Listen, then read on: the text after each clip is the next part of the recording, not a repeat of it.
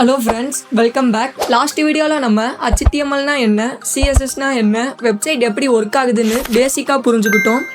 அந்த வீடியோ இன்னும் பார்க்கலனா கண்டிப்பா ஃபர்ஸ்ட் அத பாருங்க. ஏனா அதுதான் வெப் டெவலப்மென்ட் ஜர்னியோட ஸ்டார்டிங் பாயிண்ட். இன்னைக்கு நம்ம பிராக்டிகலா ஸ்டார்ட் பண்ண போறோம். VS கோட் எப்படி டவுன்லோட் பண்றது, HTML ஃபைல் எப்படி கிரியேட் பண்றது, ஃபர்ஸ்ட் வெப் பேஜை எப்படி ரன் பண்றது, இதெல்லாம் ஸ்டெப் பை ஸ்டெப் ஈஸியா பார்க்க போறோம். ஃபர்ஸ்ட் வீடியோல நம்ம சொன்ன ஞாபகம் இருக்கா? HTML னா வெப்சைட்டோட ஸ்ட்ரக்சர் அண்ட் CSS னா வெப்சைட்டோட டிசைன் அப்படின்னு. இன்னைக்கு அந்த HTML ப்ராக்டிக்கலாக யூஸ் பண்ண போகிறோம். அந்த HTML கோட் பண்ணுறதுக்கு நமக்கு ஒரு சாஃப்ட்வேர் தேவைப்படும். நீங்கள் பேசிக்காக நீங்கள் நோட் பேடில் கூட டைப் பண்ணலாம். ஆனால் நான் ரெக்கமெண்ட் பண்ணுறது VS கோடு, அதாவது விஷுவல் ஸ்டூடியோ கோட் அப்படின்னு சொல்லுவோம். அதோட ஷார்ட் ஃபார்ம் தான் VS கோட். அதை நம்ம எப்படி டவுன்லோட் பண்ணுறதுன்னு பார்ப்போம். சரி, இப்போது VS கோட் எப்படி டவுன்லோட் பண்ணுறது அப்படின்னு பார்ப்போம். ஃபஸ்ட்டு நீங்கள் உங்கள்கிட்ட இருக்கிற ப்ரௌசர் ஓப்பன் பண்ணிக்கோங்க. அது மைக்ரோசாஃப்ட் எட்ஜாக இருக்கலாம், கூகுள் குரோமாக இருக்கலாம், எதுவாக இருந்தாலும் ஓகே. இப்போ நான் வந்து மைக்ரோசாஃப்ட் எட்ஜ் ஓப்பன் பண்ணியிருக்கேன். நீங்கள் கூகுள் குரோம் கூட ஓப்பன் பண்ணிக்கோங்க. அங்கே இருக்கிற சர்ச் பாரில் code.visualstudio.com அப்படின்னு சர்ச் பண்ணுங்கள். code.visualstudio.com அப்படின்னு சர்ச் பண்ணிட்டு என்டர் கொடுத்தீங்கன்னா உங்களுக்கு ஒரு சைட் ஓப்பன் ஆகும். அப்படி ஓப்பன் ஆகலைனாலும் பரவாயில்ல, நீங்கள் உங்களோட ஃபஸ்ட்டு லிங்க் பார்த்தீங்கன்னா அந்த சைட் தான் இருக்கும். நீங்கள் அந்த சைட் ஓப்பன் பண்ணிக்கலாம். நீங்கள் ஒருவேளை நீங்கள் விண்டோஸாக இருந்தீங்கன்னா டேரெக்டாக இங்கே டவுன்லோட் ஃபார் விண்டோஸ் அப்படின்றத கிளிக் பண்ணி விண்டோஸ் டவுன்லோட் பண்ணிக்கலாம். இல்லைனா நீங்கள் கீழே இருக்கிற அதர் பிளாட்ஃபார்ம் அப்படின்னு இருக்குல்ல, அதை கிளிக் பண்ணி லினக்ஸாக இருந்தால் லினக்ஸ்க்கான வேர்ஷன் அங்கே இருக்குது, அதை கிளிக் பண்ணி டவுன்லோட் பண்ணிக்கலாம். மேக் ஓஎஸ்னால் மேக் ஓஎஸ் டவுன்லோட் பண்ணிக்கலாம். இப்போ நான் விண்டோஸ் அப்படின்றனால விண்டோஸை கிளிக் பண்ணி நான் டவுன்லோட் பண்ணிக்கிறேன்.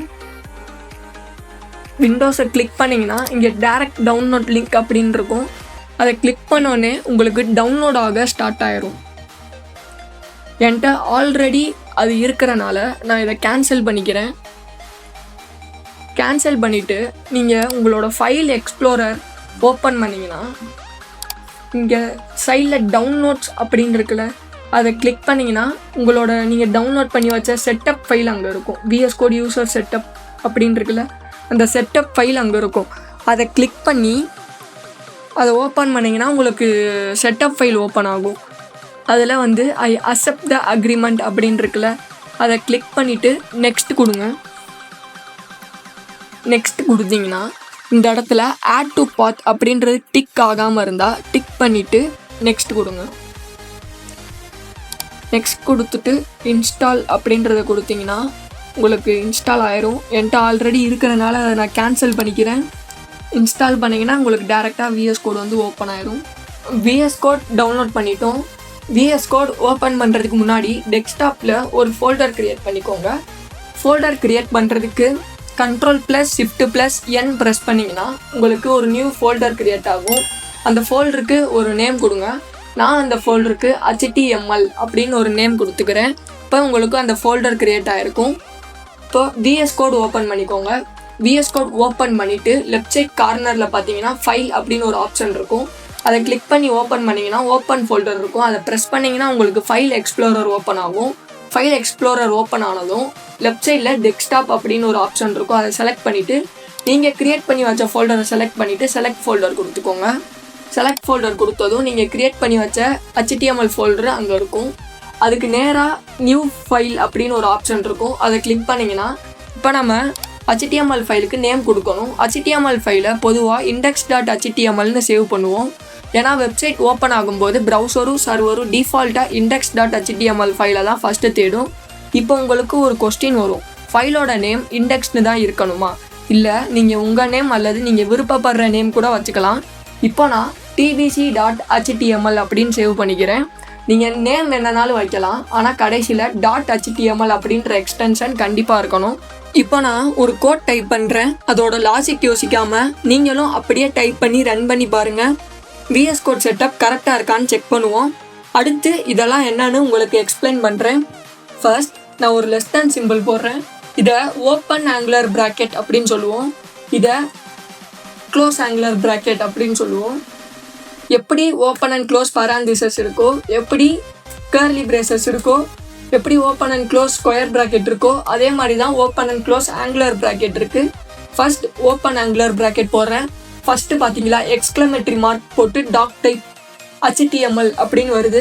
இது என்னன்னு கொஞ்ச நேரம் கழித்து உங்களுக்கு எக்ஸ்பிளைன் பண்ணுறேன். ஃபஸ்ட்டு நான் டைப் பண்ணுற எல்லாமே அப்படியே டைப் பண்ணிக்கோங்க. இப்போது ஓப்பன் ஆங்குலர் ப்ராக்கெட் போட்டு HTML பார்த்தீங்களா, பக்கத்துலேயே ஸ்லாஷ் போட்டு இன்னொரு HTML இருக்குது. இதை தான் நம்ம HTML டேக் அப்படின்னு சொல்லுவோம். ஒரு ஓப்பன் அண்ட் க்ளோஸ் ஆங்குலர் ப்ராக்கெட்குள்ளே ஒரு எலமெண்ட் இருக்குன்னா அது HTML டேக் அப்படின்னு சொல்லுவோம். ஸ்லாஷ் போடாமல் வெறுமன HTML இருக்குல்ல, அதை வந்து ஓப்பன் HTML டேக், ஸ்லாஷ் போட்டு HTML இருக்கிறத வந்து நம்ம க்ளோஸ் HTML டேக் அப்படின்னு சொல்லுவோம். HTML ஃபைல்குள்ளே இருக்கிற எல்லா கண்டென்ட்டுமே இந்த டேக்குள்ளே நம்ம எழுதணும். இப்போ நான் எழுதுகிற எல்லாமே அப்படியே எழுதிட்டு சேவ் பண்ணிவிட்டு ரன் பண்ணிக்கோங்க. ரன் பண்ணுறது எப்படின்னு சொல்லி தரேன் நான் உங்களுக்கு. இப்போ நான் டைப் பண்ண எல்லாமே நீங்களும் டைப் பண்ணிக்கோங்க. டைப் பண்ணிவிட்டு Ctrl+S ப்ரெஸ் பண்ணி சேவ் பண்ணிக்கோங்க. இப்போ இதை ரன் பண்ணுவோம். அதுக்கு டெஸ்க்டாப்பில் இருக்கிற HTML ஃபோல்டரை ஓப்பன் பண்ணிக்கோங்க. ஓப்பன் பண்ணிங்கன்னா அதில் நீங்கள் சேவ் பண்ணி வச்ச HTML ஃபைல் இருக்கும். அதை ஓப்பன் பண்ணிங்கன்னா ப்ரௌசரில் ரன் ஆகும். ரன் ஆயிடுச்சுன்னா உங்கள் செட்டப் ரெடி. இப்போ இதெல்லாம் என்னன்னு உங்களுக்கு ஒன்று ஒன்றா சொல்கிறேன்.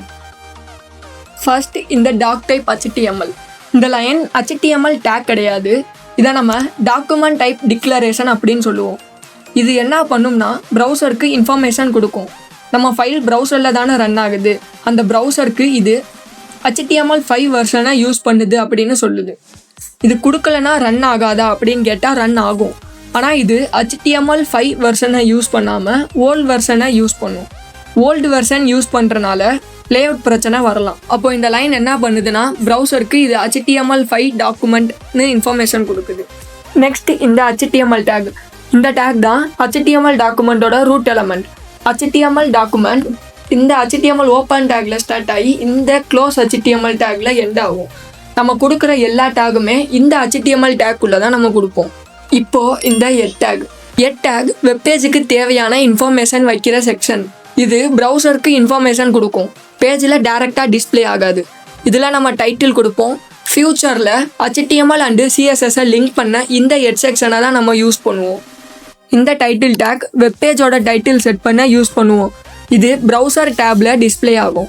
ப்ரௌசரில் பாருங்கள், அங்கே மேலே இருக்கிற டேப்பில் நீங்கள் டைட்டிலில் கொடுத்த நேம் இருக்கும். இப்போ நான் டைட்டிலில் மை ஃபஸ்ட்டு வெப்பேஜ்னு கொடுத்துருக்கேன். அதை அப்படியே அந்த டேப்பில் இருக்குது. பாடி டேக் வெப்பேஜில் யூசர் பார்க்குற எல்லா கண்டென்ட்டும் வைக்கிற செக்ஷன் இது. இதில் நீங்கள் கொடுக்குற எல்லாமே ப்ரௌசரில் டேரெக்டாக டிஸ்பிளே ஆகும். வெப்சைட்டோட மெயின் கண்டென்ட் ஏரியா இது தான். எது யூசருக்கு டிஸ்பிளே ஆகணும்னு நினைக்கிறீங்களோ அது எல்லாமே இந்த பாடி செக்ஷனில் இருக்கும். இந்த ஹெட்டிங் டேக் பற்றி சொல்ல நிறையா இருக்குது. இதை பற்றி நம்ம நெக்ஸ்ட் வீடியோவில் கண்டினியூ பண்ணுவோம். அது மட்டும் இல்லாமல் paragraph and text formatting take பற்றியும் பார்ப்போம். உங்களுக்கு எதுவும் டவுட் இருந்தால் கமெண்ட் பண்ணுங்கள், கண்டிப்பாக நான் அதுக்கு ரிப்ளை பண்ணுறேன். இந்த வீடியோ யூஸ்ஃபுல்லாக இருந்தால் லைக் பண்ணுங்கள், சேனலை சப்ஸ்கிரைப் பண்ணிக்கோங்க. கமெண்ட்டில் சொல்லுங்கள் I created my first web பேஜ்னு. Let's build something amazing together.